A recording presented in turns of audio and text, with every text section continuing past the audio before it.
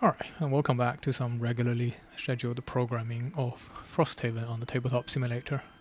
We had a bit of a deviation with the digital game with my brother, which is a series I'm hoping to continue, but there are a lot of bugs and issues with the early access game at the moment. So yeah, me and my brother, we will play when we have some time, but it's definitely not urgent at the minute, especially given you are effectively playing with an additional handicap beyond +3, given some of the issues you have with the game right now, including things like inability to complete masteries, which is a bit of a shame.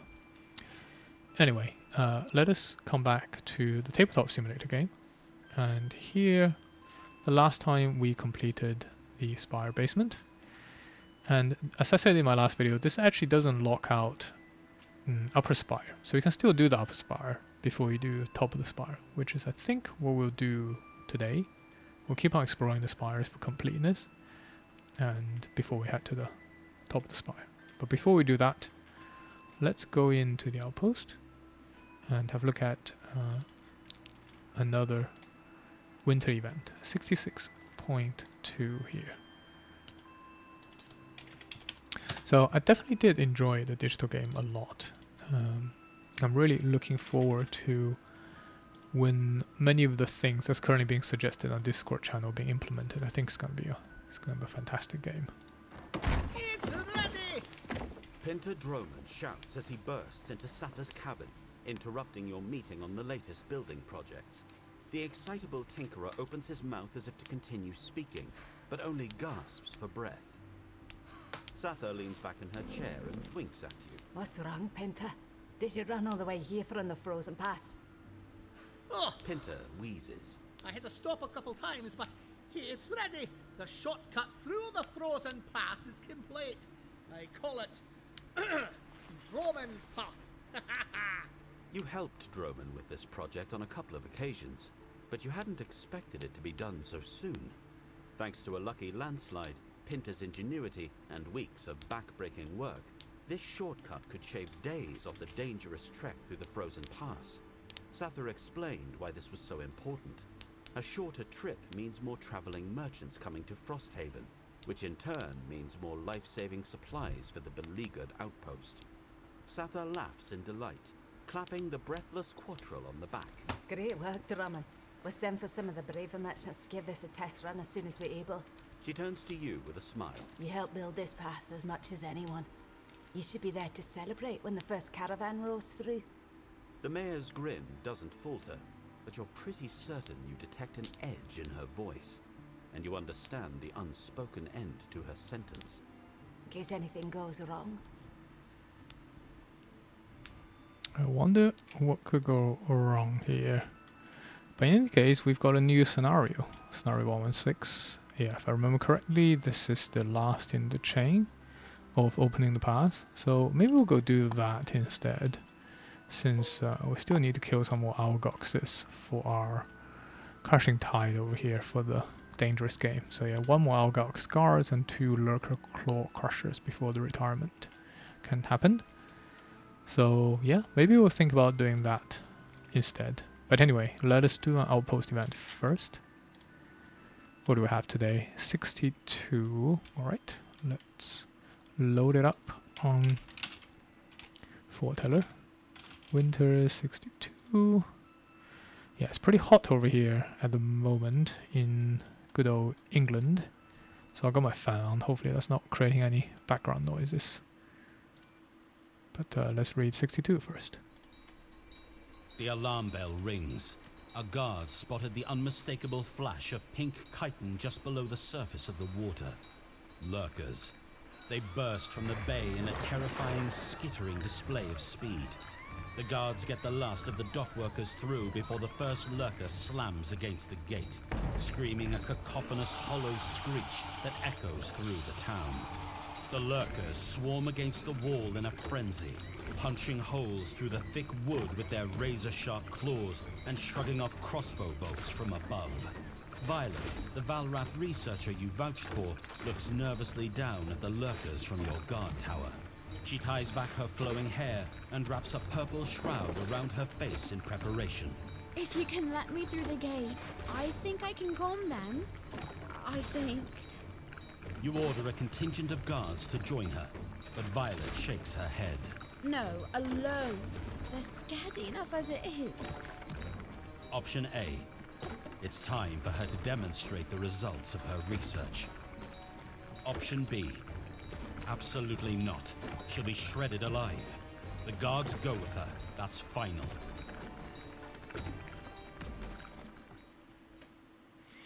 I think we gotta give her the benefit of the doubt, right? She is a scientist, after all. Let's go with, I think we'll go with option A here. Why not?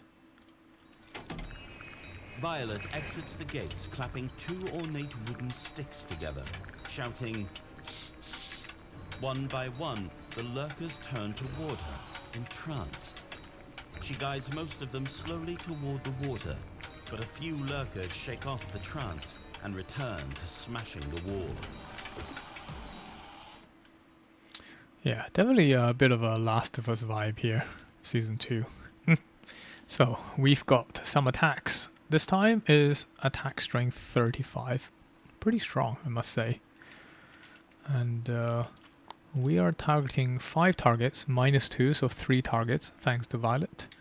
Targeting even number buildings from 1 to 50 in descending order.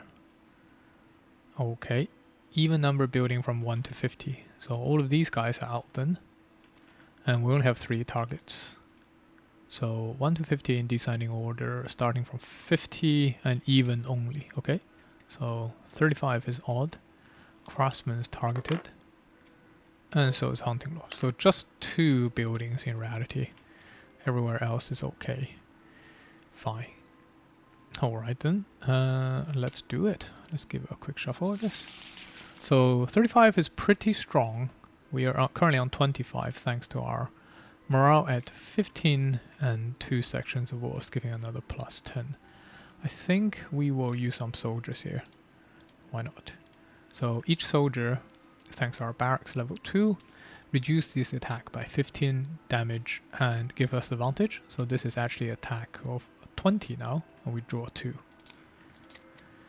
Fine on the first one.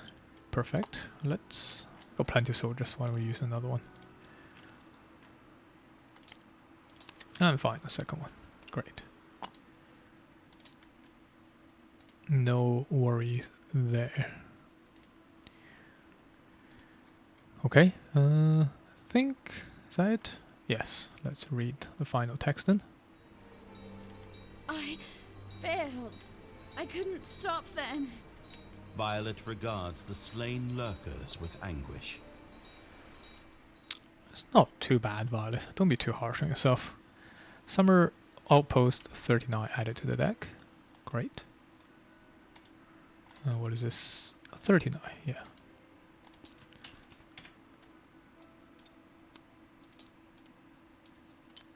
We'll do a quick shuffle here. Perfect. That's done. Okay, let us go back then to building operations. We have mining camp now at level 2, so we can buy 2 metals for 4 gold, a hide for 2, so 6 gold, and then another 4. So we can spend 10 gold altogether. And I guess we might as well spend it from here. I'm intentionally delaying Blinkblade's retirement, just so I can abuse him a bit longer to get us through this particular mission here, Frozen Fjord. Once that's done, Blinkblade can retire with abandon. So 2, 4, 6, 8, 10 gold, 2 wood, 2 metal, and a hide. I think 2 hides here is fine. I don't actually think I need to trade anything else for these guys, I don't believe. Yeah, so let's just drop stuff here, I suppose. 2 wood, let's give it here. 1 metal maybe here, and then we've got 2 hides to distribute. Maybe for simplicity's sake, let's just give 1 to each of these guys, so we're evened up a little bit. We can also train a soldier for 3 gold and 1 material resource, so why don't we do that? Maybe this time, well, I'll just keep taking out here. 1, 2, 3. I think we got plenty of wood, so let's take a piece of wood here and let's get another soldier into the barracks. Okay, I think that's it for our building operations. We can now go into downtime. There's no level up, if I remember correctly. 202, 208, yeah. No level up this time. So it is just crafting, but maybe before we do that, let's set aside some materials for constructions. I think it's time to get the craftsman up now. We do need next level of equipment, so let's do that. So 432, and because we have the carpenter, we can reduce the construction cost by 1, so I think we reduce it by the hide perhaps. So let's take 4 pieces of wood first, maybe 1 from you,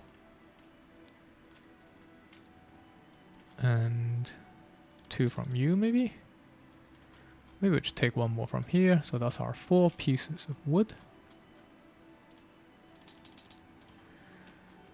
Then we need 3 metals and 2 hides.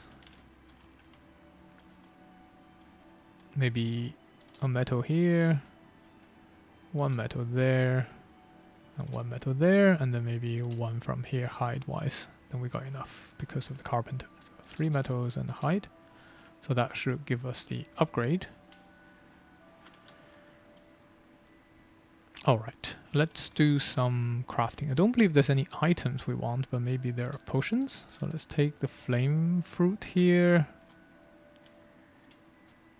And 2 corpse cap and see what we can make of it. I think that's all we picked up from the last mission. Yeah, 1 flame fruit and 2 corpse cap. So we've got plenty of herbs. Let's see what we can make here. I guess we can consult our alchemy chart here. Definitely want to do a flame fruit and maybe an arrow vine, because that's something we currently haven't got. So maybe let's do that first. Let's see what we find. Element potion, not too useful to be honest.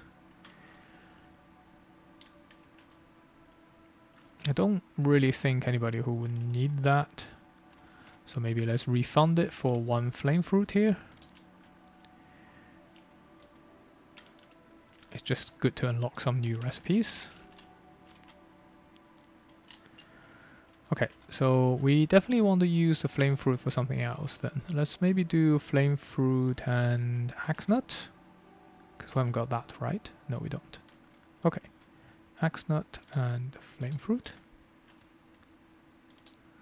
Muscle potion is plenty useful. This gives us strengthen, which will last 2 rounds. I think we shall give that to the Deathwalker here, being our... We need Deathwalker to deal some more damages. This also frees up the head slot potentially. Maybe Spyglass is slightly less useful now that we have the muscle potion. So we can think about maybe replacing that in due course. It's a pretty good potion all in all, not gonna lie. What else can we do here? I guess we can double mushroom to give us back a rock root, and we can do a glancing potion. I do feel like Lucky Dice does demand us having glancing potion. White card is pretty defensive. We're gonna be playing some pretty hardcore scenarios soon. So maybe having glancing potion on the Blinkblade is not the worst thing in the world.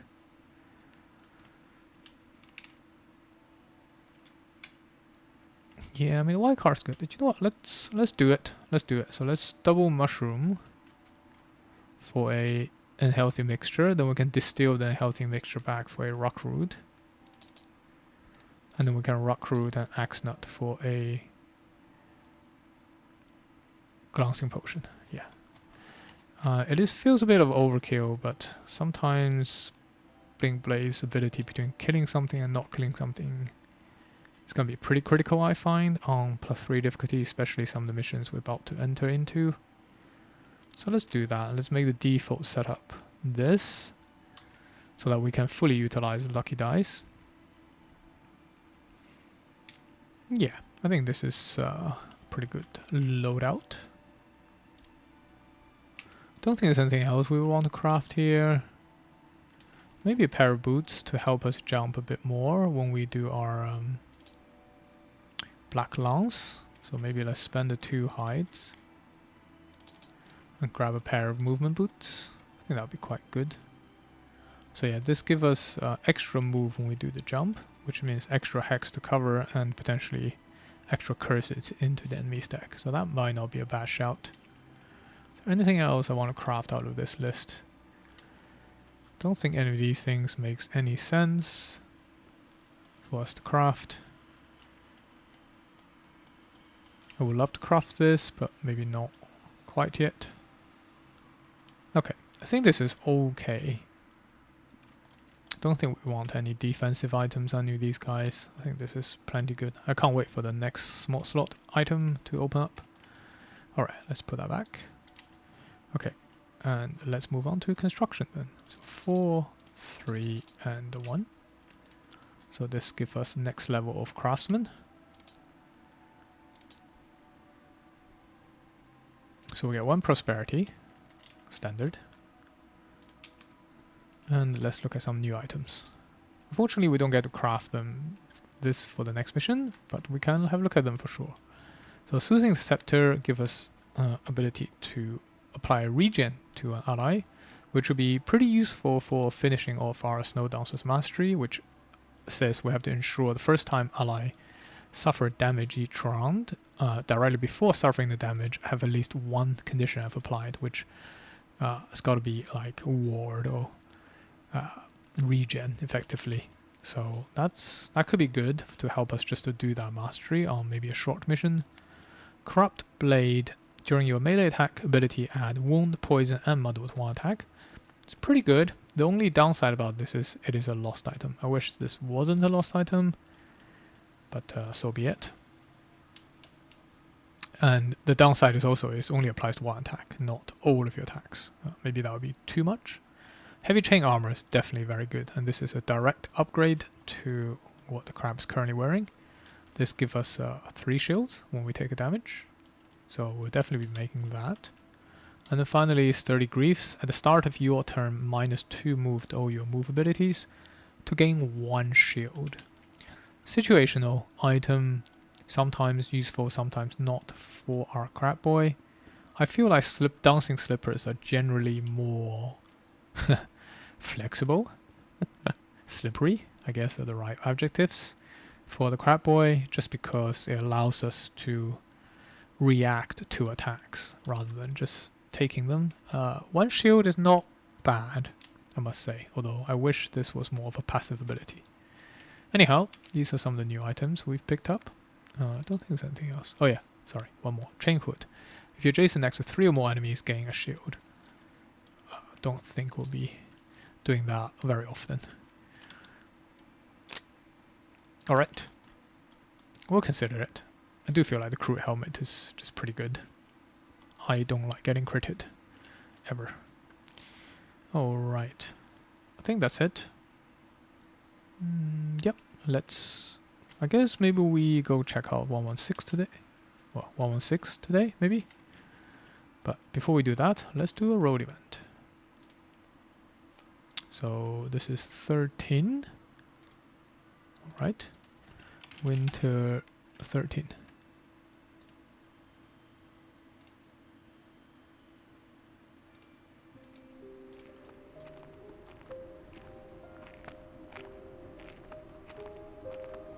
A thick fog rolls across the trail, and before it fades, you're well and truly lost.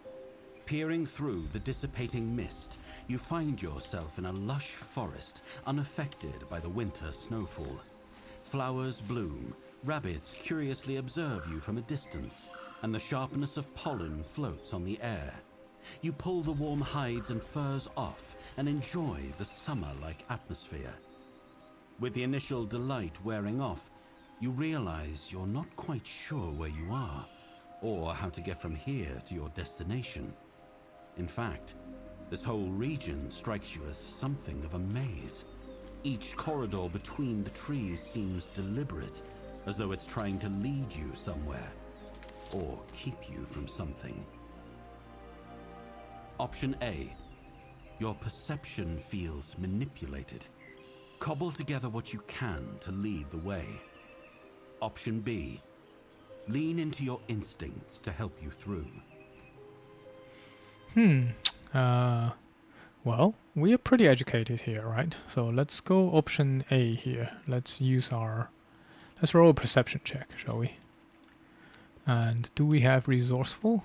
Yes or no? I'm pretty sure we do. Again, the perk of having 4 players on your party. Yeah, we do have resourceful in our Blinkblade. So we get to read the resourceful outcome here.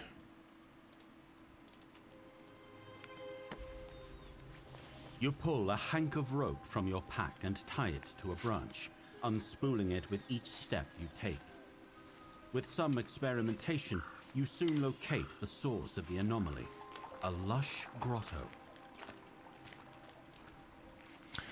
Alright, new scenario, Lush Grotto 113. And we get to play the scenario immediately. So, well, maybe we should. Definitely being led astray here by all the side quests, but why not? More Frosthaven for us. Alright, let's try out Lush Grotto.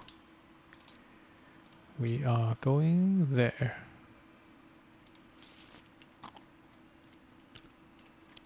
Oh, let's put you away as well.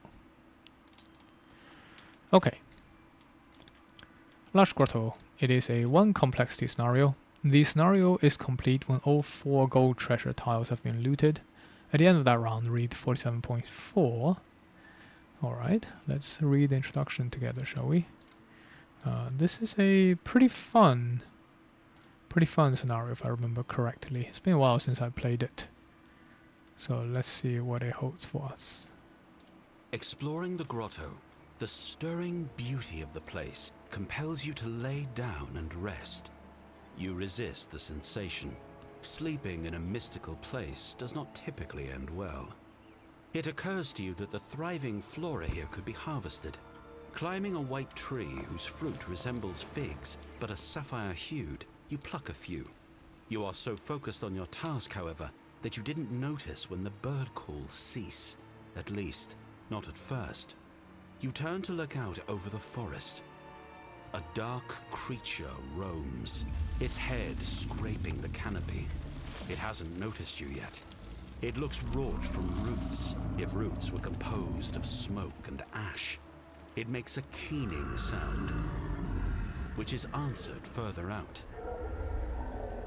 You realize the grotto is full of them, these demons. You consider the appeal of fleeing. But from this vantage point, you can also see the glades and their promising offerings. Guarded by these creatures, the valuable plants will just have to be fought for. You descend quietly and prepare to face them.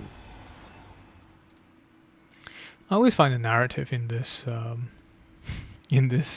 maybe this is a point Shannon Campbell can take away. I always find the narrative a bit weird that we get misled into a tropical maze and the first thing we want to do is gather flowers.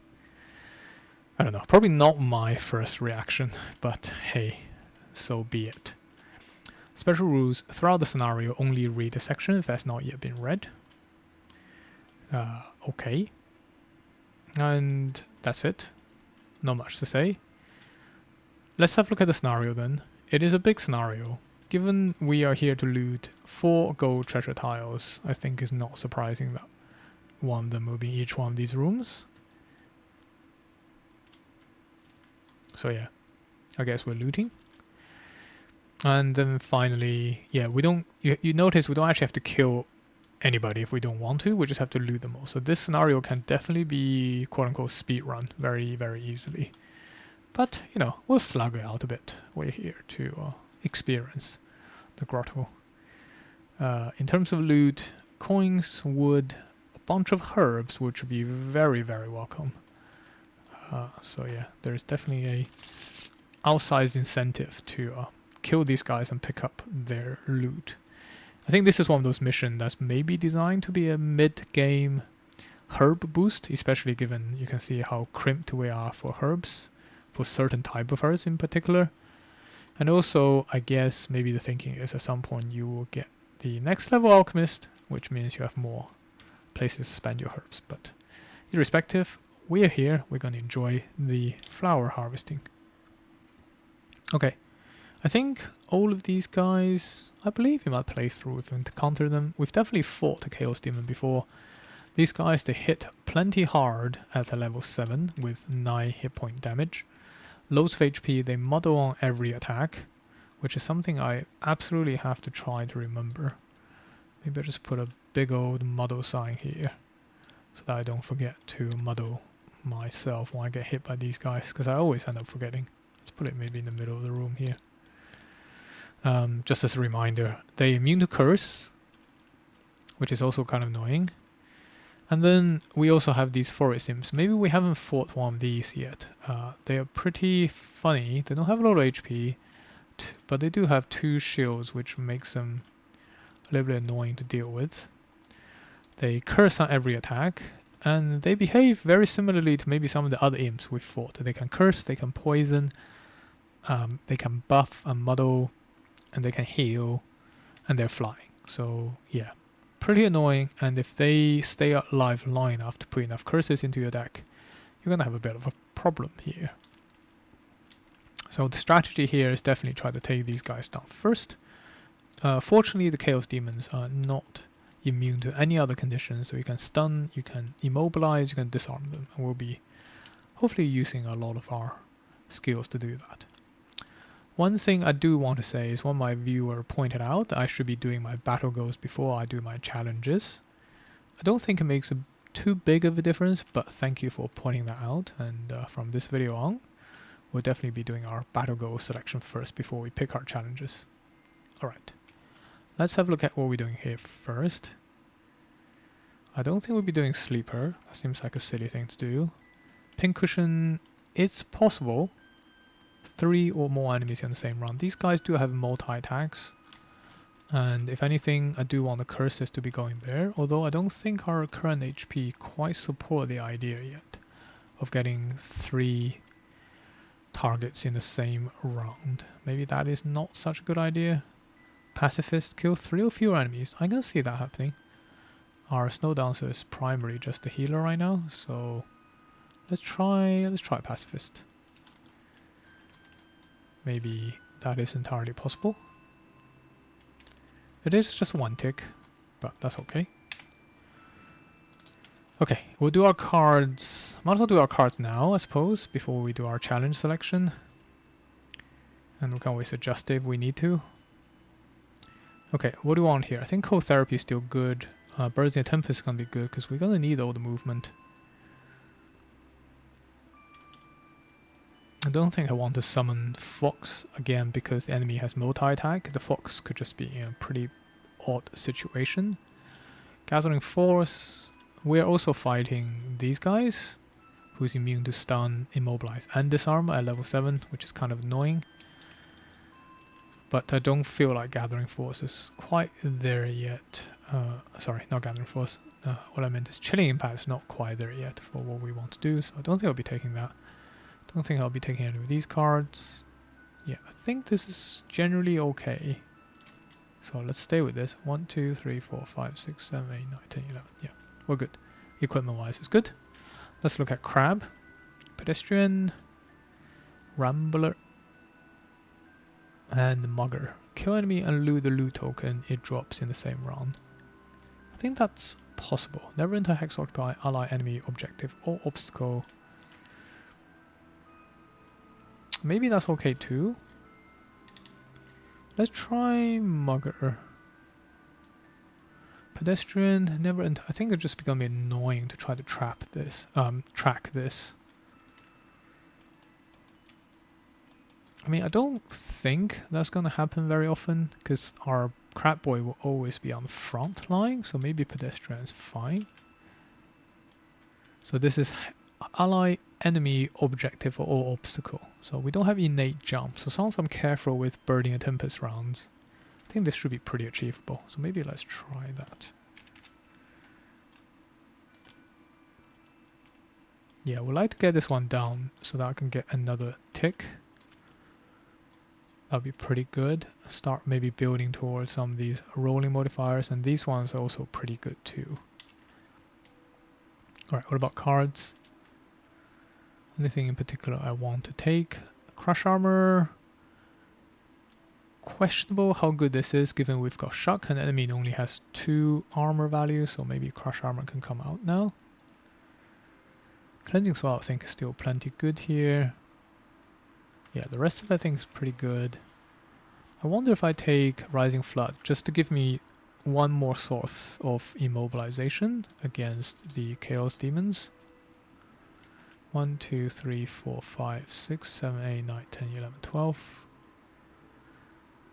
Maybe Submerge. I wonder how good Submerge is. It is a move 3 and attack 3 if enemies on water.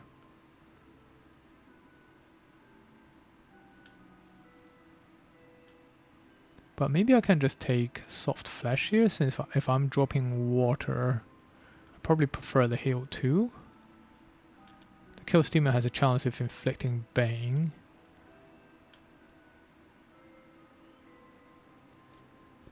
And this is also a move 3, so maybe I don't need Submerge for the move as much.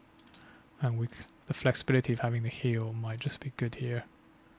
I don't think this is a very high tempo scenario, so Pool of Power. I mean, the first room is pretty high tempo, but don't think otherwise is high tempo enough for me to justify Pool of Power. So we have 1 attack in Cresting Force, 2 attacking Smashing Torrent, Skitter, 3 attacks. So currently we'll have only 3 attacks, and Cleansing Swells potentially another attack. Submerge is sometimes just good as an attack, to be honest, but maybe this is okay. Yeah, one of the problems for us is we just don't have enough attacks. Maybe I want Mighty Claw just for the target 2 attack, actually, rather than Soft Flesh. We'll probably have enough healing. I think having a higher initiative card with extra attack built in at the top is probably just good. Yeah, I think let's go with this setup. Alright, Blinkblade, Optimist. We must have done that, surely. Oh no, we have not. Okay, interesting. I say that's because often you get to do that earlier on. Straggler or Vanguard? We must have done Straggler. No, we have not done Straggler. Interesting. Alright, well let's do Straggler then. We don't intend to short rest, so this probably works out for the best. Again, this is more of a flex, unlikely. Well, I'll keep track of it if I remember, but I'm not going to pay too much attention to it. All right, cards. I think we're good with our setup. Do we want kinetic transfer here? Definitely need Pierce here with Twin Strike. I think sending an Hourglass is just good. We'll probably try to copy an Imp here. I've been really impressed with Fracture Timeline. Its effect here. So if we're going to do that, maybe we do take Rush to the End for the ally movement. Don't think I care too much about invisibility here. I think this is probably just okay. So let's stay with this. Equipment wise, yeah, let's use Glancing Potion here. The first room is extremely high tempo, so we definitely want to try to knock out these imps first with Blinkblade, if possible. We're going to blow our bins in the first room here. Okay. Finally, Deathwalker, Ravager, Duelist, or Zealot. We've not done Zealot. We've done Duelist. Okay, let's try Zealot then. So 3 or fewer cards at the end of the scenario. It's possible. I'm gonna go out of my way to do that, but why not?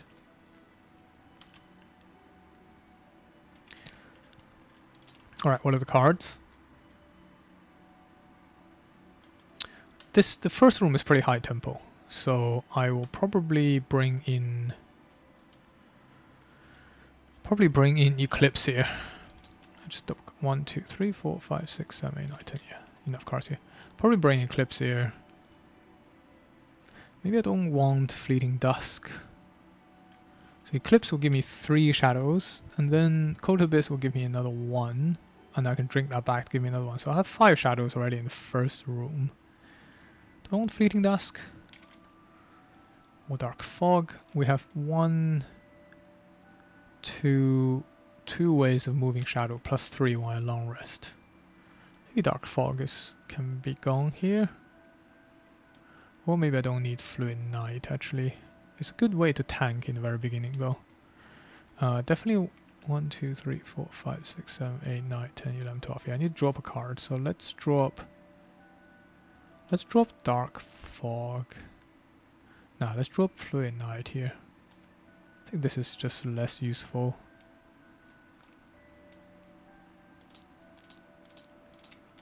And I definitely want Anger of the Dead to open the scenario with our Eclipse here, so maybe I drop Dark Fog too, because I guess moving a shadow up and moving myself up and dropping a shadow is probably kind of similar. Yeah, okay, let's Anger of the Dead, because I'm gonna... Setting up Wound in the very beginning is actually a pretty good situation here. Cool, so bringing in Sunless Apparition to help me teleport. Also summoning a summon to help tank some of these guys early on is not a bad idea. This is effectively a disarm. So my first round could probably Eclipse plus Anger of the Dead, drop wounds. I guess next round I could Soundless Apparition. Although I'll probably want to start attacking enemies.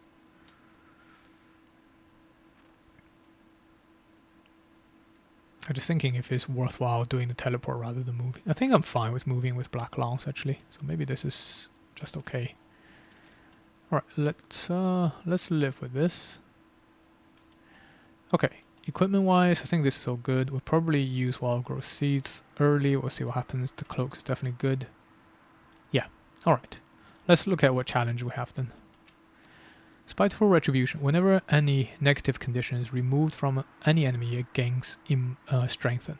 Ouch. That's really, really bad actually. I do not want to be strengthening these guys. So the point is when we have a very, very high base attack enemy like the Chaos Demon, who can also inflict AoE damage, giving them strengthen, you know, like the difference between the missing an attack to guaranteed to hit, potentially critting you. I don't think we can do this. I think this is too challenging. We might end up suffering so much that we lose the scenario. I might be wrong, but don't think this is worth it. So unfortunately we're putting this back to the bottom of the pile. I'm sorry, I would love to do more challenges, but that is kind of crazy going with Chaos Demon. Alright, slightly anticlimactic there. Alright, let's get starting locations. So, Crouching Tide is definitely tanking up top here, and Snowdancer is a backup tank here. I think we have Deathwalker here. The thinking is, when this guy approaches, we can just push him back with a cloak, and then over here we can probably immobilize him in the very beginning to prevent him from attacking. That puts Blinkblade here.